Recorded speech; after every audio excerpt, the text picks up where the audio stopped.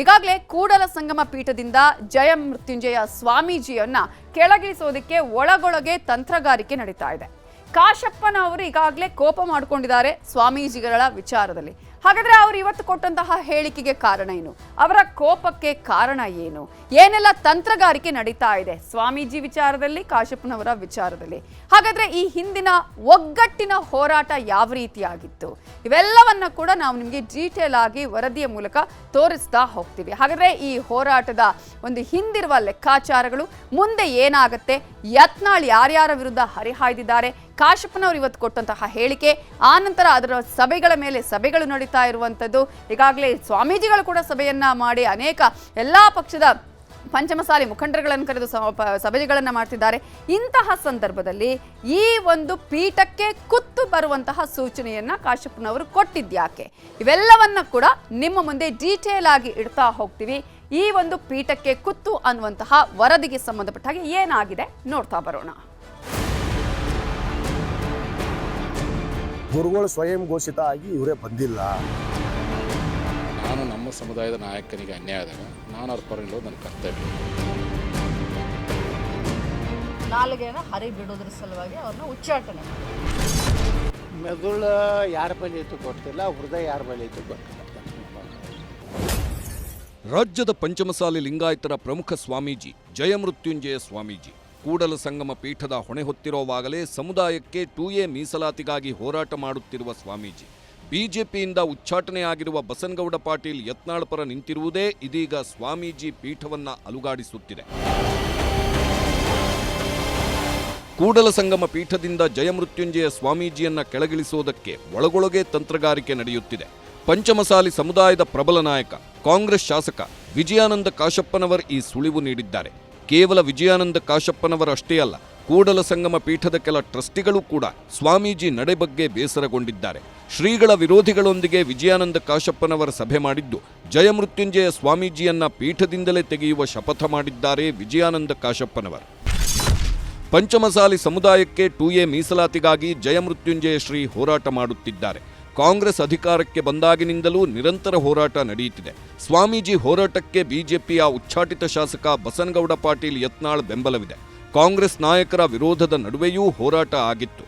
ಅಧಿವೇಶನ ನಡೆಯೋ ವೇಳೆ ಬೆಳಗಾವಿಯ ಸುವರ್ಣಸೌಧ ಮುತ್ತಿಗೆಗೆ ಯತ್ನಿಸಿದ್ದರು ಸ್ವಾಮೀಜಿ. ಅದೇ ಸ್ವಾಮೀಜಿ ಇದೀಗ ಬಿಜೆಪಿಯಿಂದ ಉಚ್ಚಾಟನೆಯಾಗಿರುವ ಯತ್ನಾಳ್ ಪರ ನಿಂತಿರುವುದು ಕಾಶಪ್ಪನವರ ಸಿಟ್ಟಿಗೆ ಗುರಿಯಾಗಿದೆ. ಯತ್ನಾಳ್ ಪರ ಹೋರಾಟಕ್ಕೆ ಸಮುದಾಯವನ್ನ ಆಹ್ವಾನಿಸಿದ್ದು ಒಬ್ಬ ವ್ಯಕ್ತಿಪರವಾಗಿ ಕೆಲಸ ಮಾಡುತ್ತಿದ್ದಾರೆ ಎಂಬ ಆಕ್ರೋಶವೂ ಇದೆ. ಗುರುಗಳು ಸ್ವಯಂ ಘೋಷಿತ ಆಗಿ ಇವರೇ ಬಂದಿಲ್ಲ. ಸಮುದಾಯ ಕಾಲಕ್ಕೆ ಏನೇನು ಆಗ್ಬೇಕು ಅದು ನಿರ್ಣಯ ಮಾಡೇ ಮಾಡುತ್ತೆ. ಅದು ಬಂದ್ರೆ ಅದು ಕೂಡ ಆಗೇ ಆಗತ್ತೆ. ಕಾಯ್ದು ನೋಡ್ರಿ, ಆಗತ್ತೆ. ಕಾಯ್ದು ನೋಡ್ರಿ, ಇದೇ ಆಗೋದು. ಈಗ ಬದಲಾವಣೆ ಕಾಲ ಬಂದಾಗ ಯಾರೂ ತಡೆಗಿಲ್ಲ ಅಂತದಕ್ಕೆ. ಅದು ಇಡೀ ಈ ಭೂಮಂಡಲ ಯಾರನ್ನು ನಿಲ್ಸಕ್ಕಾಗಲ್ಲಂತ. ಬದಲಾವಣೆ ಆಗ್ಬೇಕು ಅಂದ್ರೆ ಈಗ ಸುನಾಮಿ ಆಗತ್ತೆ. ಹೆಂಗಾತ ಹೇಳಿ ಕೇಳಿ ಬಂತನ ಅದು ಹಂಗ. ಬಸವಜಯ ಮೃತ್ಯುಂಜಯ ಸ್ವಾಮೀಜಿ ಹಾಗೂ ವಿಜಯಾನಂದ ಕಾಶಪ್ಪನವರ್ ಒಟ್ಟಾಗೆ 2A ಮೀಸಲಾತಿಗಾಗಿ ಹೋರಾಟ ಮಾಡಿದ್ದರು. ಬೆಳಗಾವಿ ಸುವರ್ಣಸೌಧ, ಬೆಂಗಳೂರಿನ ಫ್ರೀಡಂ ಪಾರ್ಕ್ನಲ್ಲಿ ಧರಣಿ, ಸರ್ಕಾರದೊಂದಿಗೆ ಸಭೆ ಸಂಧಾನಗಳಲ್ಲೂ ಭಾಗಿಯಾಗಿದ್ದರು. ವಿಜಯಾನಂದ ಕಾಶಪ್ಪನವರ ಪತ್ನಿ ವೀಣಾ ಕಾಶಪ್ಪನವರಿಗೆ MP ಟಿಕೆಟ್ ಕೊಡಿಸಲು ದೆಹಲಿಗೂ ಹೋಗಿ ಬ್ಯಾಟ್ ಮಾಡಿದ್ದರು ಸ್ವಾಮೀಜಿ. ಅದೇ ಸ್ವಾಮೀಜಿ ಇದೀಗ ಬಿಜೆಪಿ ಹಾಗೂ ಯತ್ನಾಳ್ ಪರ ನಿಂತಿರುವ ಕಾರಣಕ್ಕೆ ಕಾಶಪ್ಪನವರು ಕೆಂಡಾಮಂಡಲರಾಗಿದ್ದಾರೆ. ಸಮುದಾಯದ ನಾಯಕರಿಗೆ ಅನ್ಯಾಯ ಆಗಬಾರ್ದು ಅಂತೇಳಿ, ಹಾಗಾಗಿ ನಾನು ನಮ್ಮ ಸಮುದಾಯದ ನಾಯಕನಿಗೆ ಅನ್ಯಾಯ ಆದಾಗ ನಾನು ಅವ್ರ ಪರ ನಿಲ್ಲೋದು ನನ್ನ ಕರ್ತವ್ಯ. ಗೌಡ್ರು ಒಬ್ಬರೇ ಅಲ್ಲ, ಈ ನಾಡಿನೊಳಗೆ ಯಾರು ಮೀಸಲಾತಿ ಹೋರಾಟಕ್ಕೆ ದುಡ್ದಾರಲ್ಲ, ಅವನು ಯಾವುದೇ ಜಾತಿಯಲ್ಲಿ ಯಾವುದೇ ಪಕ್ಷದಲ್ಲಿ ಒಬ್ಬ ದನಕಾಯಿ ಹುಡುಗನ ಅನ್ಯಾಯ ಆದಾಗೋ ಅವ್ರ ಪರ ನಿಲ್ಲುವ ನಾನು ಬದ್ಧತೆ. ಅದನ್ನು ಮಲೆಮಹದೇಶ್ವರ ಬೆಟ್ಟದಲ್ಲಿ ಪ್ರಮಾಣ ಮಾಡಿಬಿಟ್ಟಿದ್ದಾರೆ. ಆ ಪ್ರಕಾರವಾಗಿ ನಮ್ಮ ಸಮಾಜ ಮೀಸಲಾತಿ ಹೋರಾಟಕ್ಕೆ ತನು ಮನ ಧನದಿಂದ ನಿಸ್ವಾರ್ಥವಾಗಿ ಸರ್ಕಾರನ ಎದುರಾಕೊಂಡು ಒಳಗು ಮತ್ತು ಹೊರಗೂ ದುಡಿದಂತಹ ಬೆರಳೆಣಿಕೆ ವ್ಯಕ್ತಿಗಳಲ್ಲಿ ಅಗ್ರಗಣ್ಯರು ನಮ್ಮ ಬಸವನ ಪಾಟೀಲ್ ಯತ್ನಾಳ್ ಅವರು. ಹಾಗಾಗಿ ಅವ್ರ ಪರ ನಿಲ್ಲೋದು ನಾನಿಲ್ಲಾರ್ದು ಮತ್ತು ಇನ್ಯಾರಿಲ್ಲ ಸಾಧ್ಯ ಐತಿ.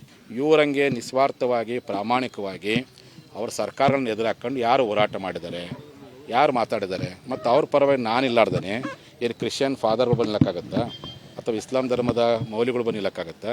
ನಾನು ಲಿಂಗಾಯತ ಸಮಾಜ ಗುರುಗಳಾಗಿ ನನ್ನ ಕರ್ತವ್ಯ, ನನ್ನ ಸಂಸ್ಕೃತಿ, ಗುರುವಿನ ಸಂಸ್ಕೃತಿ, ಅದು ಮೊದಲಿಂದ ನಮ್ಮ ಭಾರತೀಯ ಸಂಸ್ಕೃತಿ ಇರ್ತಕ್ಕ. ರಾಜನಿಗೆ ಅನ್ಯಾಯವಾದಾಗ ಗುರುಗಳು ಅವ್ರ ಪರ ನಿಂತಿರ್ತಕ್ಕ. ಹಿಂದೆ ಮಲಸರ್ದ ದೇಸಾಯಿಗೆ ಅನ್ಯಾಯ ಆದಾಗ ಕಲ್ಮಠದ ಗರ್ಗದ ಮಡಿವಾಳೇಶ್ವರ ಗಟ್ಟಿಯಾಗಿ ನಿಂತ್ಕೊಂಡಿದ್ರು. ಅದು ನಮ್ಮ ಪರಂಪರೆ ಐತಿ. ಹಾಗಾಗಿ ನಾನು ಆ ಪರಂಪರೆ ಪ್ರಕಾರ ಮುಂದುವರ್ಸ್ಕೊಂಡು ಹೋಗ್ತಿದ್ದೀನಿ.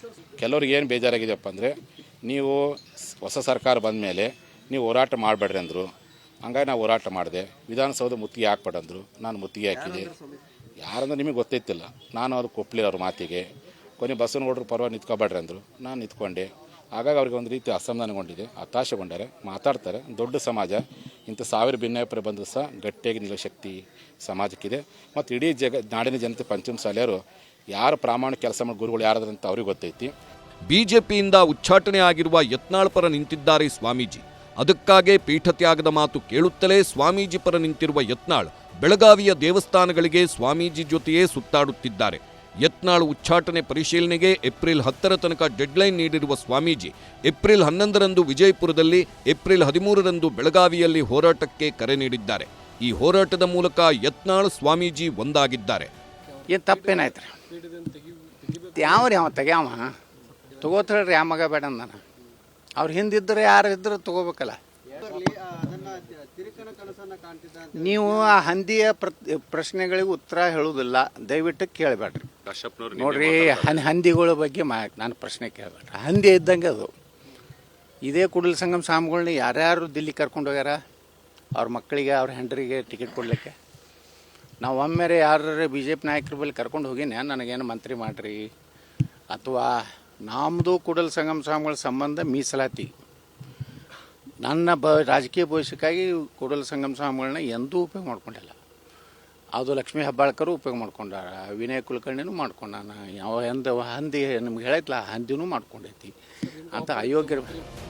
ಈ ಮಧ್ಯೆ ಮಹಿಳಾ ಮತ್ತು ಮಕ್ಕಳ ಕಲ್ಯಾಣ ಸಚಿವೆ ಹಾಗೂ ಬಸನಗೌಡ ಪಾಟೀಲ್ ಯತ್ನಾಳ್ ಮಧ್ಯೆಯೂ ವಾಕ್ಸಮರ ಜೋರಾಗಿದೆ. ನಾಲಿಗೆ ಮೇಲೆ ಹಿಡಿತಾ ಇಲ್ಲ ಎಂದಿದ್ದ ಹೆಬ್ಬಾಳ್ಕರ್ಗೆ ಯತ್ನಾಳ್ ತಮ್ಮದೇ ಧಾಟಿಯಲ್ಲಿ ಟಾಂಗ್ ಕೊಟ್ಟಿದ್ದಾರೆ. ನೋಡಿ, ಯತ್ನಾಳ್ ಅವ್ರಿಗೆ ಅವ್ರ ಪಕ್ಷದಿಂದ ಉಚ್ಚಾಟನೆ ಎದಕ್ಕೆ ಮಾಡಿದ್ರು? ನಾಲಿಗೆನ ಹರಿ ಬಿಡೋದ್ರ ಸಲುವಾಗಿ ಅವ್ರನ್ನ ಉಚ್ಚಾಟನೆ ಮಾಡಿದ್ರು. ಅವರು ಬಹಳಷ್ಟು ಗೌರವಾನ್ವಿತರು, ನಮ್ಮ ಸಮಾಜದ ಹಿರಿಯರು ಅಂತ ಹೇಳಿ ನಾವು ಕೂಡ ಅವ್ರಿಗೆ ನಮ್ಮ ಚೌಕಟ್ಟಿನಲ್ಲಿ ನಾವು ಇರ್ತೀವಿ. ಆದರೆ ಅವ್ರು ಮಾತಾಡೋ ರೀತಿಯನ್ನ ನೋಡಿದ್ರೆ ಅವ್ರಿಗೆ ಎಲ್ಲೋ ಅವ್ರ ನಾಲ್ಗೆಗೆ ತಲೆಗೆ ಕನೆಕ್ಷನ್ ತಪ್ಪಿದೆ ಅಂತ ಅನ್ಸುತ್ತೆ. ಕೂಡಲ ಸಂಗಮ ಸ್ವಾಮೀಜಿ ಅವರು ಸಪೋರ್ಟ್ ಮಾಡಿದ್ದಕ್ಕೆ ನನಗೆ ಬಹಳ ಮನಸ್ಸಿಗೆ ನೋವಾಗಿದೆ ಅಂತ ಲಕ್ಷ್ಮೀ ಹೆಬ್ಬಾಳ್ಕರ್ ಮೇಡಮ್ ಅವರು ಹೇಳ್ತಾರೆ. ಹೌದ್ರಿ, ಅದಕ್ಕೆ ಆ ನೋವಿಗೆ ನಾ ಏನು ಮಾಡಲಿ? ಏನು ಅಮೃತಾಂಜನ್ ಕೊಡ್ಲೆ, ಜಡ್ಡು ಬಾಂಬ್ ಕೊಡ್ಲೆ? ಏನು ಅಮೃತಾಂಜನ್ ಕೊಡ್ಲೆ, ಜಡ್ಡು ಬಾಂಬ್ ಕೊಡ್ಲೆ? ಅವ್ರದ್ದು ಮೆದುಳು ಯಾರ ಬಳಿ ಐತೋ ಗೊತ್ತಿಲ್ಲ, ಹೃದಯ ಯಾರ ಬಳಿ ಐತೋ ಗೊತ್ತಿಲ್ಲ. ಲಕ್ಷ್ಮೀ ಹೆಬ್ಬಾಳ್ಕರ್ ನಾನು ಹಿಂಗತ್ತೀನಿ ನೋಡ್ರಿ. ಇನ್ನೊಂದು ಸ್ವಲ್ಪ ಬಾಯ್ಬಿಟ್ರೆ ಇನ್ನೂ ಭಾಳ ಮುಂದಕ್ಕೆ ಹೋಗ್ತೇನೆ. ಅಷ್ಟಕ್ಕೆ ಅವರು ತಮ್ಮ ಇತಿಮಿತಿಯೊಳಗಿರಲಿ ಲಕ್ಷ್ಮೀ ಹೆಬ್ಬಾಳ್ಕರ್ ಅವರು. ಒಂದು ಸಮುದಾಯದ ಸ್ವಾಮೀಜಿ ಹೀಗೆ ಕೇವಲ ಒಬ್ಬ ವ್ಯಕ್ತಿಗಾಗಿ ನಿಲ್ಲೋದು ಎಷ್ಟು ಸರಿ ಅನ್ನೋದು ಪಕ್ಷಾತೀತ ನಾಯಕರ ಪ್ರಶ್ನೆಯಾಗಿದೆ.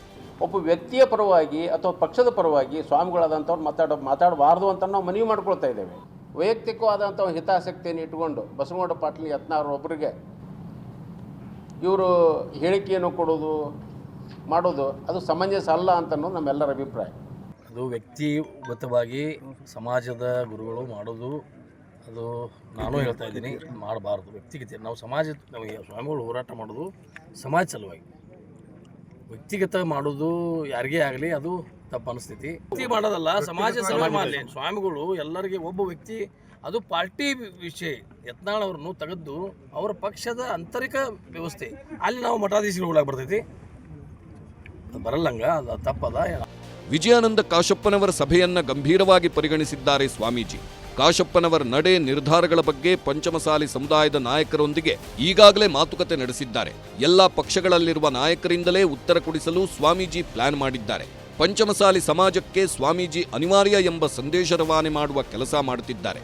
ನಮಗೆಲ್ಲರಿಗೂ 2A ಮೀಸಲಾತಿಯೊಂದೇ ಟಾರ್ಗೆಟ್, ರಾಜಕಾರಣ ಅಲ್ಲ ಎಂಬ ಸಂದೇಶಕ್ಕೆ ತಂತ್ರಗಾರಿಕೆಯೂ ನಡೆದಿದೆ. Bureau report, news 18. 2A ಮೀಸಲಾತಿಗಾಗಿ ಹಲವು ವರ್ಷಗಳಿಂದ ಹೋರಾಟ ಮಾಡ್ತಾನೆ ಇದ್ದಾರೆ. ಆಗ ಪಕ್ಷಾತೀತವಾಗಿ ಹೋರಾಟವನ್ನ ಮಾಡಿದ್ರು. ಬಿಜೆಪಿ ಸರ್ಕಾರ ಇದ್ದಾಗಲೂ ಕೂಡ ಯತ್ನಾಳ್ ಆ ಸಂದರ್ಭದಲ್ಲೂ ಹೋರಾಟವನ್ನ ಮಾಡಿದ್ರು. ಇದೇ ವಿಜಯಾನಂದ ಕಾಶಪ್ಪರವರಾಗಿರ್ಬೋದು ಅಥವಾ ಲಕ್ಷ್ಮೀ ಹೆಬ್ಬಾಳ್ಕರ್ ಹೋರಾಟ ಮಾಡಿದ್ರು. ಆದರೆ ಅವರ ಸರ್ಕಾರ ಬಂದಂತಹ ಸಂದರ್ಭದಲ್ಲಿ ಹೋರಾಟದಿಂದ ಹಿಂದೆ ಸರಿದ್ರು. ಇದೇ ವಿಚಾರವನ್ನ ಇಟ್ಕೊಂಡೇ ಈಗ ಸ್ವಾಮೀಜಿಗಳು ಕೇಳ್ತಾ ಇರುವಂತದ್ದು, ಯಾಕೆ ಈ ರೀತಿಯಾಗಿ ವಿರೋಧ ಮಾಡ್ತಾ ಇರೋದು ಯಾಕೆ? ಹಾಗಾದ್ರೆ ಇದರಲ್ಲೂ ಕೂಡ ರಾಜಕಾರಣ ಸುಳಿಯಿತಾ? ಈಗ ಅಸಮಾಧಾನಕ್ಕೆ ಕಾರಣಗಳು ಏನೇನು, ಒಬ್ಬರ ಪರವಾಗಿ ನಿಂತಿದ್ದಾರೆ ಅಂತ ಹೇಳಿ. ಹಾಗಾದ್ರೆ ಈ ವಿಚಾರದಲ್ಲಿ ಸಮಾಜದ ನಿಲುವೇನು, ಸಮಾಜದ ಉತ್ತರ ಏನು? ಸ್ವಾಮೀಜಿಗಳನ್ನ ಇದೀಗ ಆ ಸ್ಥಾನದಿಂದ ಕೆಳಗಿಳಿಸೋದಕ್ಕೆ ಸಾಧ್ಯ ಆಗತ್ತೆ ಅನ್ನೋದಾದ್ರೆ ಮುಂದಿನ ಪೀಠಾಧ್ಯಕ್ಷರು ಯಾರು, ಇದು ಯಾವ ನೆಲೆಯಲ್ಲಿ ಬಂದು ನಿಲ್ಲಬಹುದು ಅನ್ನುವಂತಹ ಪ್ರಶ್ನೆಯನ್ನು ಕೂಡ ಹುಟ್ಟು ಹಾಕಿದೆ. ನೋಡೋಣ ಈ ಒಂದು ವಿಚಾರದಲ್ಲಿ ಯಾವ ರೀತಿಯ ತಿರುವುಗಳನ್ನ ಪಡೆದುಕೊಳ್ಳುತ್ತೆ? ಹೋರಾಟ ಇಲ್ಲಿಗೆ ಮೊಟಕುಗೊಳ್ಳುತ್ತಾ ಅಥವಾ ಹೋರಾಟ ಕಂಟಿನ್ಯೂ ಆಗತ್ತಾ? ಸಮಾಜಕ್ಕೆ ಇಲ್ಲಿ ಏನು 2A ಮೀಸಲಾತಿ ಬೇಕು ಅಂತ ಹೇಳಿದ್ರು, ಆ ಮೀಸಲಾತಿ ಸಿಗೋವರೆಗೂ ಹೋರಾಟ ನಡೆಯುತ್ತಾ ಅನ್ನುವಂತಹ ಹಲವು ಪ್ರಶ್ನೆಗಳಿದೆ. ಮುಂದಿನ ದಿನಗಳಲ್ಲಿ ಏನಾಗುತ್ತೆ ಅನ್ನೋದನ್ನ ಕಾದು ನೋಡೋಣ. ಪಂಚಾಯಿತಿಯ 2ನೇ ಸ್ಟೋರಿಯಲ್ಲಿ ಬೆಲೆ ಬಡಿದಾಟಕ್ಕೆ ಸಂಬಂಧಪಟ್ಟ ಹಾಗೆ ಮಾಹಿತಿಯನ್ನ ಕೊಡ್ತಾ ಹೋಗ್ತೇವೆ. ಈಗಾಗಲೇ ಬಿಜೆಪಿ ಬೆಲೆ ಏರಿಕೆಯ ವಿರುದ್ಧ ಜನಾಕ್ರೋಶ ಯಾತ್ರೆಯನ್ನ ಆರಂಭ ಮಾಡಿದೆ. ಅದು ಕೂಡ ಸಿಎಂ ಸಿದ್ದರಾಮಯ್ಯ ಅವರ ತವರಿನಿಂದನೇ ಕೇಸರಿ ಪಾಳೆಯ ಈ ಒಂದು ಯಾತ್ರೆಯನ್ನ ಆರಂಭ ಮಾಡಿದೆ. ಮೇ 2ರವರೆಗೂ ಕೂಡ ಈ ಒಂದು ಯಾತ್ರೆ ನಡೆಯುತ್ತೆ. ಇಂತಹ ಸಂದರ್ಭದಲ್ಲಿ ಬಿಜೆಪಿ ಅನೇಕ ವಿಚಾರಗಳ ವಿರುದ್ಧ ಈಗ ಹೋರಾಟ ಮಾಡ್ತಾ ಇದ್ರೆ, ಇಲ್ಲಿ ಕೇಂದ್ರ ಸರ್ಕಾರದ ವಿರುದ್ಧ ಕಾಂಗ್ರೆಸ್ಗೆ ಅಸ್ತ್ರ ಸಿಕ್ಕಿದೆ. ಮೊದಲನೇದಾಗಿ ಈಗಾಗಲೇ ಬೆಲೆ ಏರಿಕೆ ವಿಷಯಕ್ಕೆ ಸಂಬಂಧಪಟ್ಟ ಹಾಗೆ ಬಿಜೆಪಿ ಪ್ರೊಟೆಸ್ಟ್ ಅನ್ನ ಮಾಡ್ತಾ ಇದೆ. ಬೆಲೆ ಏರಿಕೆ ವಿರುದ್ಧ ರಾಜ್ಯ ಸರ್ಕಾರದ ವಿರುದ್ಧ ಬಿಜೆಪಿ ಪಾಳೆಯ ಬೀದಿಗೆ ಇಳಿದಿದೆ, ಹೋರಾಟವನ್ನ ಮಾಡ್ತಾ ಇದೆ. ಆದ್ರೆ ಅದೇ ರೀತಿಯಾಗಿ ಕಾಂಗ್ರೆಸ್ ಕೂಡ ಈಗ ಈ ಒಂದು ಅಸ್ತ್ರವನ್ನ ಇಟ್ಕೊಂಡಿದೆ. ಮತ್ತೆ ಬೆಲೆ ಏರಿಕೆಯ ಬರೆಯನ್ನ ಈಗಾಗಲೇ ಕೇಂದ್ರ ಸರ್ಕಾರ ಜನರ ಮೇಲೆ ಹೊರಿಸಿದೆ. ಪೆಟ್ರೋಲ್, ಡೀಸೆಲ್, ಗ್ಯಾಸ್ ಬೆಲೆ ಏರಿಸಿದೆ ಕೇಂದ್ರ. ಬಿಜೆಪಿ ಈ ವಿಚಾರವನ್ನ ಈಗಾಗಲೇ ಕಾಂಗ್ರೆಸ್ ಕೂಡ ಅಸ್ತ್ರವನ್ನಾಗಿ ಮಾಡ್ಕೊಳ್ತದೆ. ನೀವು ಹೋರಾಟ ಮಾಡ್ತಾ ಇದ್ರೆ ನೋಡಿದ್ರೆ ನಿಮ್ಮದೇ ಸರ್ಕಾರ ಇದೆ ಕೇಂದ್ರದಲ್ಲಿ, ನೀವು ಹೋರಾಟವನ್ನ ಈಗ ಯಾವ ಪುರುಷಾರ್ಥಕ್ಕಾಗಿ ಮಾಡ್ತಾ ಇದ್ದೀರಿ ಅನ್ನುವಂತಹ ಪ್ರಶ್ನೆಯನ್ನ ಕಾಂಗ್ರೆಸ್ ಇಲ್ಲಿ ಕೇಳ್ತಾ ಇರುವಂತದ್ದು. ರಾಜ್ಯವ್ಯಾಪಿ 4 ಹಂತಗಳಲ್ಲಿ ಈಗಾಗಲೇ ಬಿಜೆಪಿ ಹೋರಾಟವನ್ನ ಆರಂಭ ಮಾಡಿದೆ. ಅದು ಕೂಡ ನಾನು ಆಗ್ಲೇ ಹೇಳಿದಾಗೆ ಸಿಎಂ ಸಿದ್ದರಾಮಯ್ಯ ಅವರ ತವರಿನಿಂದಲೇ ಈ ಒಂದು ಹೋರಾಟವನ್ನ ಆರಂಭ ಮಾಡಿರೋದು. ಮೈಸೂರಿನಿಂದಲೇ ಬಿಜೆಪಿ ಈಗಾಗಲೇ ಜನಾಕ್ರೋಶ ಯಾತ್ರೆಯನ್ನ ಆರಂಭ ಮಾಡಿದೆ. ಇದಕ್ಕೆ ಅನೇಕರು ಈಗಾಗಲೇ ಬಿಜೆಪಿಯ ವಿರುದ್ಧ ಕಾಂಗ್ರೆಸ್ನ ಸಚಿವರು ಆಕ್ರೋಶವನ್ನ ವ್ಯಕ್ತಪಡಿಸಿದ್ದಾರೆ. ಎಲ್ಲಿದೆ ಜನಾಕ್ರೋಶ ಅಂತ ಕೇಳ್ತಾ ಇದ್ದಾರೆ. ಆದ್ರೆ ಆ ಒಂದು ಜನಾಕ್ರೋಶ ಯಾತ್ರೆಯನ್ನ ಮಾಡ್ತಾ ಇರುವಂತಹ ಸಂದರ್ಭದಲ್ಲಿ ಬಿಜೆಪಿಗೆ ಮುಜುಗರದ ರೀತಿಯಲ್ಲಿ ಈಗಾಗಲೇ ಕೇಂದ್ರ ಸರ್ಕಾರ ಪೆಟ್ರೋಲ್, ಡೀಸೆಲ್ ಹಾಗೆ ಗ್ಯಾಸ್ನ ಬೆಲೆಯನ್ನ ಏರಿಕೆ ಮಾಡಿದೆ.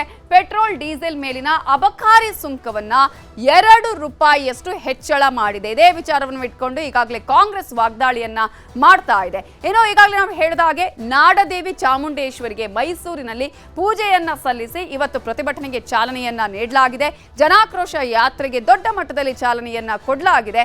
ಆದರೆ ಈ ಜನಾಕ್ರೋಶ ಯಾತ್ರೆಯ ವಿಚಾರಕ್ಕೆ ಸಂಬಂಧಪಟ್ಟ ಹಾಗೆ ಸಾಕಷ್ಟು ಹೋರಾಟಗಳ ಒಂದು ರೂಪುರೇಷೆ ನಾವು ಗಮನಿಸ್ತಾ ಹೋಗೋದಾದ್ರೆ ಏನಾಗುತ್ತೆ ಇಲ್ಲಿ? ಒಂದ್ ಕಡೆ ಈಗಾಗಲೇ ಕಾಂಗ್ರೆಸ್ ಹೇಳ್ತಾ ಇದೆ, ಅಡುಗೆ ಗ್ಯಾಸ್ ಉಜ್ವಲಗೆ ಗ್ಯಾಸ್ ಬೆಲೆ 50 ರೂಪಾಯಿಯನ್ನ ಹೆಚ್ಚಳ ನೀವು ಮಾಡಿದ್ದೀರಿ, ಇದು ಸರಿನಾ ಅನ್ನುವಂಥ ಪ್ರಶ್ನೆಯನ್ನ ಮಾಡ್ತಾ ಇದೆ. ಈಗಾಗಲೇ ಕೇಂದ್ರ ಸರ್ಕಾರ ಅಡುಗೆ ಗ್ಯಾಸ್ ಉಜ್ವಲಗೆ 50 ರೂಪಾಯಿಯನ್ನ ಏರಿಕೆ ಮಾಡಿದೆ. ಮತ್ತೊಂದು ಕಡೆ ಅಡುಗೆ ಗ್ಯಾಸ್ ಬೆಲೆ 803 ರೂಪಾಯಿಯಿಂದ 853ಕ್ಕೆ ಹೆಚ್ಚಳ ಆಗಿದೆ. ಅದೇ ರೀತಿಯಾಗಿ ಬಿಜೆಪಿ ಸಿಎಂ ಸಿದ್ದರಾಮಯ್ಯ ತವರಿನಿಂದಲೇ ಕಹಳೆಯನ್ನ ಮೊಳಗಿಸಿದೆ. ಈ ಮೂಲಕ ಜನಾಕ್ರೋಶ ಯಾತ್ರೆಯನ್ನ ಮಾಡ್ತಾ ಇದೆ. ಮತ್ತೊಂದು ಕಡೆ ಈಗಾಗಲೇ ಬಿಜೆಪಿ 803ರಿಂದ 853ಕ್ಕೆ ಗ್ಯಾಸ್ ಬೆಲೆಯನ್ನ ಏರಿಕೆ ಮಾಡಿದೆ. ಬೆಲೆ ಏರಿಕೆಯಿಂದ ಜನಸಾಮಾನ್ಯರು ಹೈರಾಣಾಗಿದ್ದಾರೆ.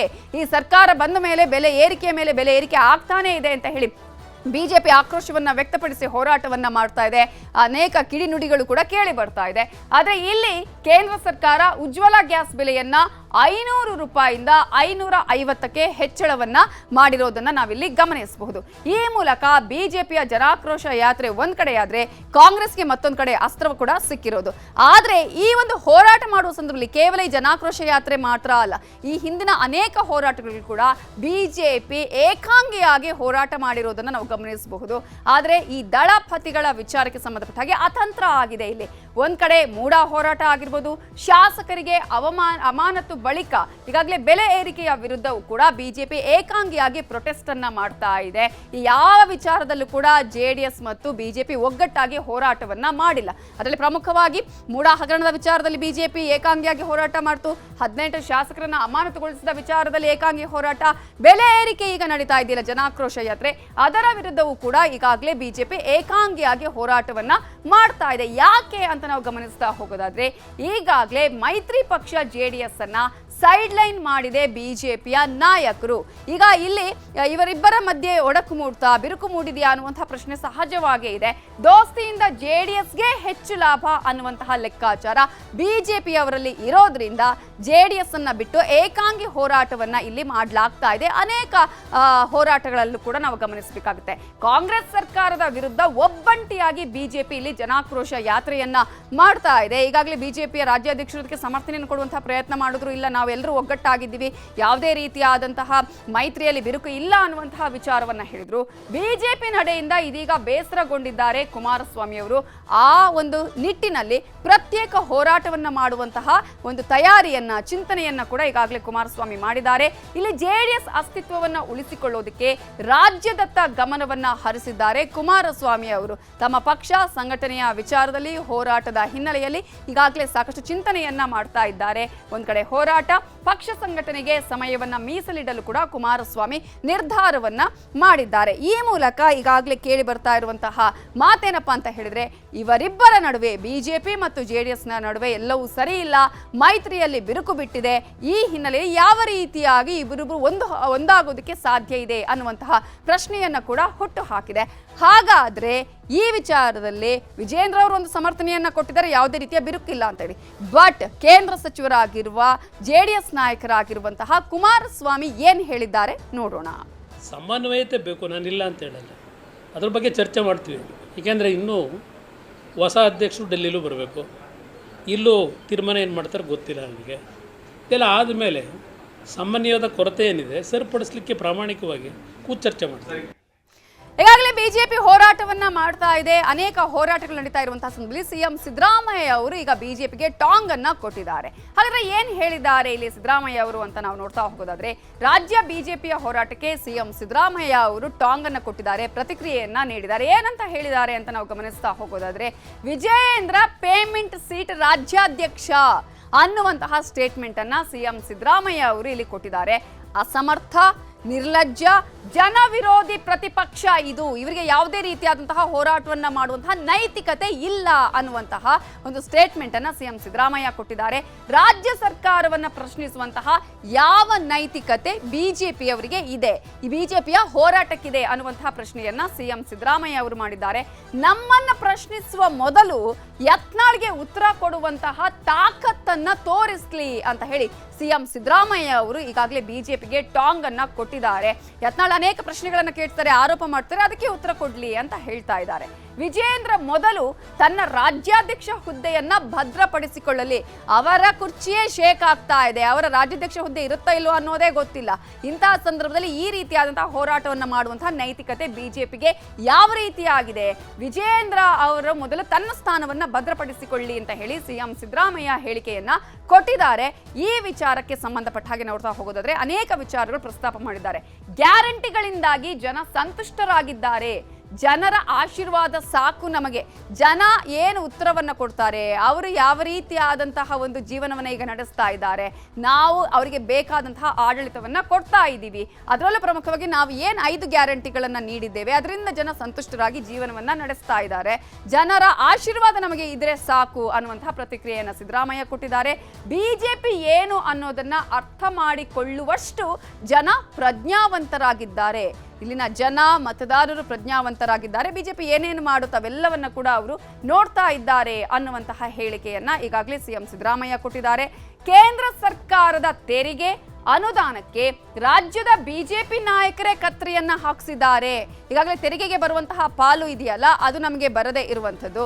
ಅನುದಾನವನ್ನ ಕೊಡುವಂತಹ ವಿಚಾರದಲ್ಲಿ ರಾಜ್ಯದ ಬಿಜೆಪಿ ನಾಯಕರೇ ಇಲ್ಲಿ ಕೇಂದ್ರ ಸರ್ಕಾರಕ್ಕೆ ಹೇಳಿ ಕತ್ರಿ ಹಾಕಿಸಿದ್ದಾರೆ ಅನ್ನುವ ಮಾತನ್ನ ಈಗಾಗಲೇ ಸಿಎಂ ಸಿದ್ದರಾಮಯ್ಯ ಅವರು ಹೇಳಿದ್ದಾರೆ. ಈ ಮೂಲಕ ಬಿಜೆಪಿಗೆ ಟಾಂಗ್ ಕೊಡುವಂತಹ ಪ್ರಯತ್ನ ಆಗಿದೆ. ರಾಜ್ಯ ಬಿಜೆಪಿ ಸಂಸದರು ಕೇಂದ್ರ ಸರ್ಕಾರದ ಗುಲಾಮರಂತೆ ಇಲ್ಲಿ ವರ್ತಿಸ್ತಾ ಇದ್ದಾರೆ. ಯಾವುದೇ ವಿಚಾರದಲ್ಲೂ ಕೇಂದ್ರಕ್ಕೆ ಹೋಗಿ ಒತ್ತಡವನ್ನ ಮಾಡುವಂತಹ ಪರಿಸ್ಥಿತಿಯಲ್ಲೇ ಇಲ್ಲ, ಅಂತಹ ಯಾವ ಸಂಸದರಲ್ಲೂ ಇಲ್ಲ ಅನ್ನುವಂತಹ ವಿಚಾರವನ್ನ ಈಗ ಸಿದ್ದರಾಮಯ್ಯ ಅವರು ಹೇಳ್ತಾ ಇರೋದು. ಕೇಂದ್ರ ಸರ್ಕಾರದ ಗುಲಾಮರಂತೆ ಇವರು ಕೆಲಸ ಮಾಡ್ತಾ ಇದ್ದಾರೆ. ಕರ್ನಾಟಕದ ಬಗ್ಗೆ ಕಾಳಜಿ ಇದ್ದರೆ ಪ್ರಧಾನಿಯ ಮನೆ ಮುಂದೆ ಹೋಗಿ ಪ್ರತಿಭಟನೆಯನ್ನ ಮಾಡಲಿ ಅಂತ ಹೇಳಿ ಸವಾಲನ್ನು ಕೂಡ ಸಿಎಂ ಸಿದ್ದರಾಮಯ್ಯ ಅವರು ಈಗಾಗಲೇ ಹಾಕಿದ್ದಾರೆ. ಬಿಜೆಪಿಯ ನಾಯಕರಿಗೆ, ಸಂಸದರಿಗೆ ಕರ್ನಾಟಕದ ಬಗ್ಗೆ ಇವರಿಗೆ ಕಾಳಜಿ ಇದ್ದಿದ್ರೆ ಪ್ರತಿಯೊಂದು ವಿಚಾರದಲ್ಲೂ ಕರ್ನಾಟಕದ ಪರವಾಗಿ ಮಾತಾಡಬೇಕಾಗಿತ್ತು, ಹೋರಾಟವನ್ನು ಮಾಡಬೇಕಾಗಿತ್ತು. ಇವರಿಗೆ ತಾಕತ್ತಿದ್ರೆ ಅವರು ಪ್ರಧಾನಿ ನರೇಂದ್ರ ಮೋದಿ ಅವರ ಮನೆ ಮುಂದೆ ಹೋಗಿ ಅಲ್ಲಿ ಪ್ರತಿಭಟನೆಯನ್ನ ಮಾಡಲಿ ಅನ್ನುವಂತಹ ಚಾಲೆಂಜ್ ಅನ್ನು ಕೂಡ ಸಿದ್ದರಾಮಯ್ಯ ಅವರು ಹಾಕಿದ್ದಾರೆ. ಈ ಮೂಲಕ ಬೆಲೆ ಏರಿಕೆಯ ವಿಚಾರಕ್ಕೆ ಸಂಬಂಧಪಟ್ಟ ಹಾಗೆ ಸಾಕಷ್ಟು ಆರೋಪ ಪ್ರತ್ಯಾರೋಪಗಳು ನಡೀತಾ ಇದೆ. ಮುಂದಿನ ದಿನಗಳಲ್ಲಿ ಜನಾಕ್ರೋಶ ಯಾತ್ರೆಗೆ ಯಾವ ರೀತಿಯಾಗಿ ಕಾಂಗ್ರೆಸ್ ಕೌಂಟರ್ ಕೊಡುತ್ತೆ, ಇದನ್ನ ಅಸ್ತ್ರವನ್ನಾಗಿ ಮಾಡಿಕೊಳ್ಳುತ್ತೆ ಅನ್ನೋದನ್ನ ಕಾದು ನೋಡಬೇಕು.